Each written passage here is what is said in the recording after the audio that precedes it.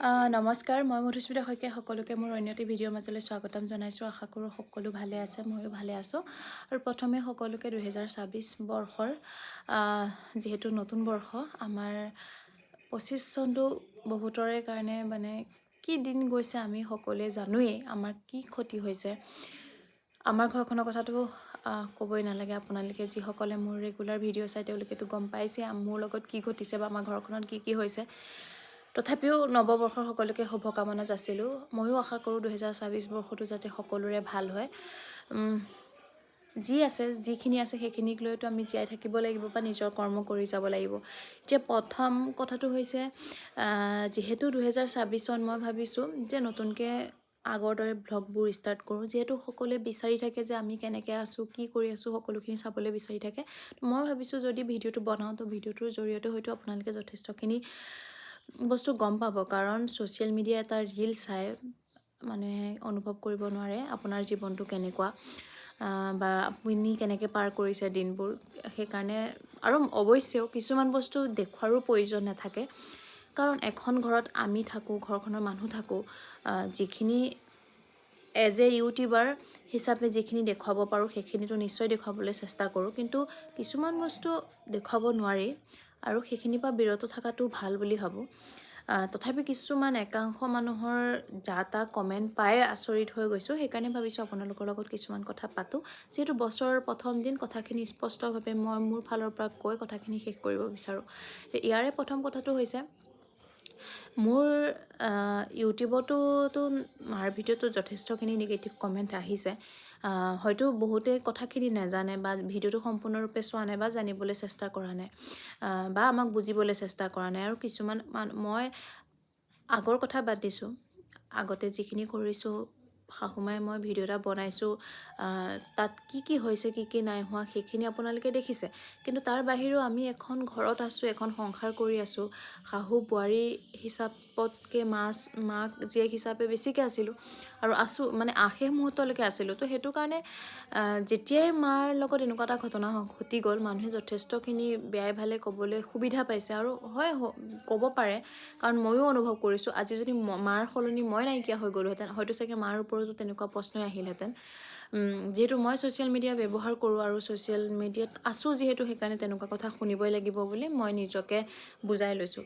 তো সেই কথাটো হ'ল, যিখিনি নাজানে মই সেইখিনি কথা বাদ দিছোঁ। কিন্তু এতিয়া হৈ গ'ল, আমি সকলো নৰ্মেল হ'বলৈ চেষ্টা কৰিছোঁ। কাৰণ ঘৰখনত আমি অকলে থাকোঁ।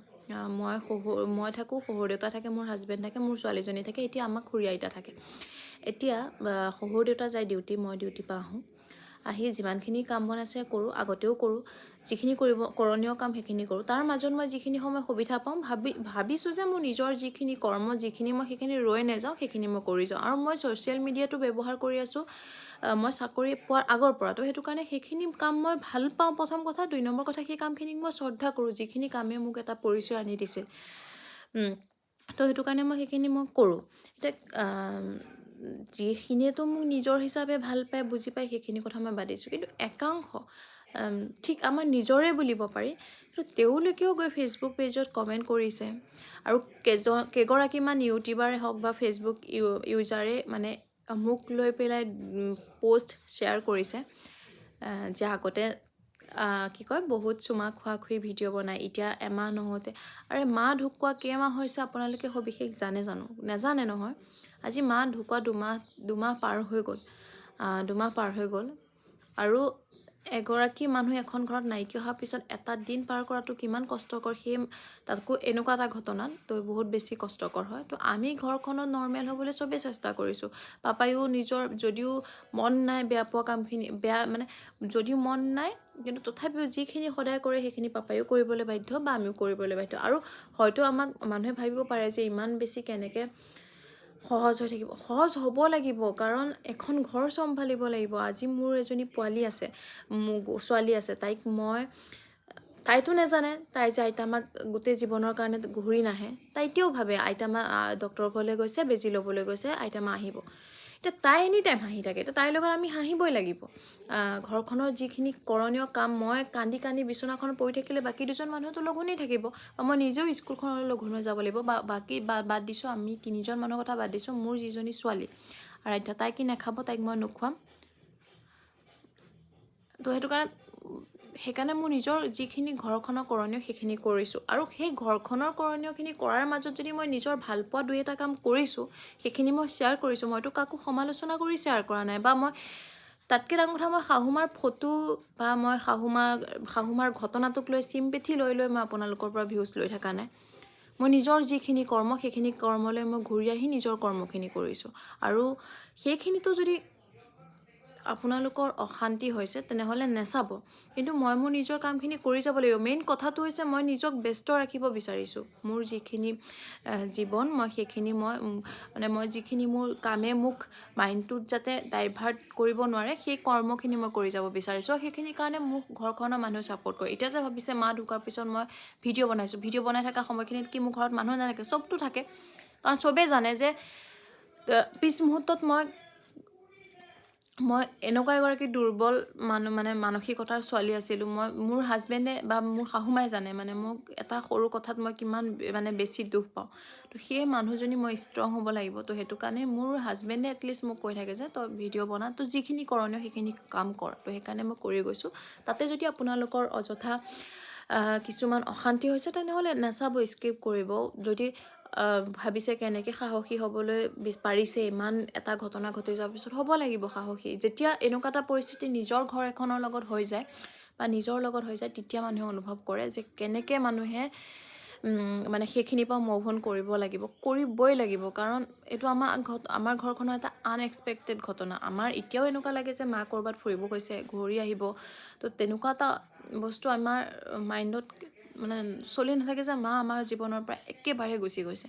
তো সেইখিনি বস্তুৰ পৰা মুভ অন কৰিবলৈ আমাৰ টাইম লাগিব, কিন্তু হ'ল বুলি সদায় কান্দি কান্দি আপোনালোকক দেখুৱাই থাকিম নেকি? নিজৰ কৰ্মখিনিতো কৰিমেই। বোৱাৰীজনী হয় এনেকৈ থাকে বা এনেকৈ চলে, এনেকৈ ফুৰে নে কি? মই শাহুমা ঢুকালে কাৰণে মই মই বিধৱা কাপোৰ পিন্ধি স্কুল গুচি যাম?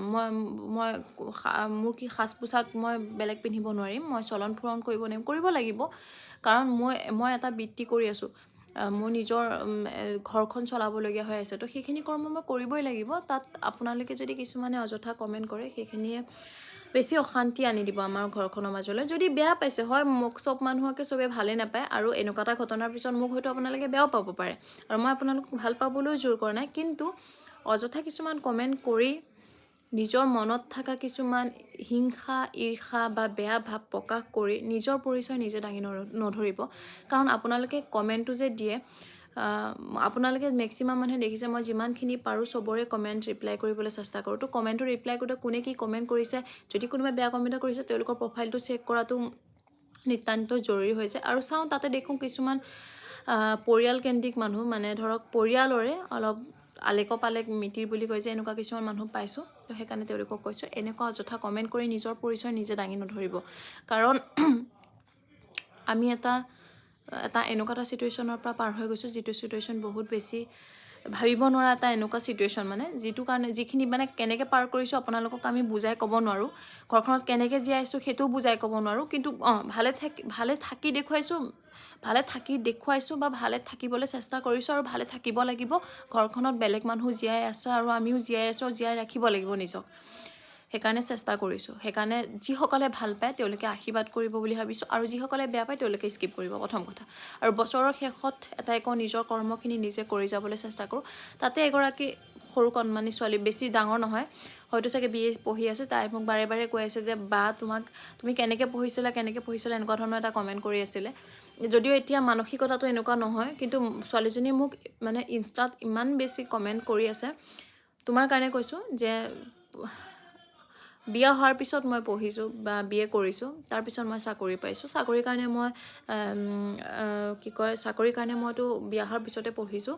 তো সেইটো কাৰণে যথেষ্টখিনি নিজৰ ওপৰত মনোবল ৰাখি পেলাই কাম কৰিবা, সকলো এৰা ধৰাৰ মাজতে চলিবা। মোক আজি যিগৰাকী শাহুমা নাইকিয়া হৈ গৈছে, তেওঁ যথেষ্টখিনি সহায় কৰিছে। তেওঁৰ অবিহনে মই আজি অসম্পূৰ্ণ। আজি মই যেনেকৈ আছোঁ, যি পৰ্যায়ত আছোঁ, মায়ে মোক নিজে কি বুলি কয় সোণৰ চামুচ লৈ এনেকৈ ওপৰলৈ উঠাই দিয়া নিচিনা মায়ে মোৰ জীৱনটো গঢ়ি তুলিলে। সেইটো সঁচা কথা আৰু মই সদায় মানি যাম। আৰু আপোনালোকক মই মিছা কৈ বা মোৰ নিজক মিছা কৈ একো লাভ নাই। সেইগৰাকী মায়ে মোক বহুতখিনি আগলৈ লৈ আহিলে। মই তেওঁলোকৰ বিষয়ে, তেওঁলোকৰ মাৰ বিষয়ে বা বেয়াকৈ শুনাটো বা বেয়াকৈ কোনোবাই কোৱাটো মই নিবিচাৰোঁ। আৰু আমাৰ সম্পৰ্কটোক কোনোবাই প্ৰশ্ন উঠাই থকাটো মই নিবিচাৰোঁ। সেইকাৰণে নিজৰ নিজৰ কৰ্মবিলাক কৰি যাব বিচাৰিছোঁ। আপোনালোকেও জানে শাহুমা এইখিনি ক্ষেত্ৰত কিমান বেছি ছাপৰ্টিভ। মা ঢুকুৱা কেইদিনমানৰ আগতো মই শ্বুট কৰিছোঁ, নিজৰ কাম কৰিছোঁ। তো সেইখিনি কাম মায়ে মোক সদায় ছাপৰ্ট কৰি আহিছে আৰু হয়তো জীয়াই থকাহেঁতেনো কৰিলেহেঁতেন। তো সেইটো কাৰণে এনেকুৱা এনেকুৱা নিকৃষ্ট কমেণ্টবিলাক নকৰিব। মানে কিছুমান কমেণ্ট মানে আচৰিত ধৰণৰ। তই মাৰক খাই ল'লি, এতিয়া বিন্দাছ আছ। হাঁহি থাকিব নোৱাৰি নেকি? মানুহে হাঁহিব নোৱাৰিব?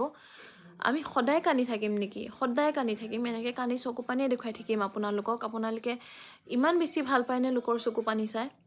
আমি জীয়াই নাথাকিম, নিজৰ কৰ্ম নকৰিম, স্কুলখনলৈ গৈ ল'ৰা ছোৱালীৰ আগত এনি টাইম কান্দি থাকিম নেকি? সিহঁতক নপঢ়াম, সিহঁতৰ জীৱনৰ দায়িত্ব মোৰ ওপৰত নাই, মোৰ নিজৰ ছোৱালীজনীৰ দায়িত্ব মোৰ ওপৰত নাই, মোৰ সেইখিনি দায়িত্বটো আছে।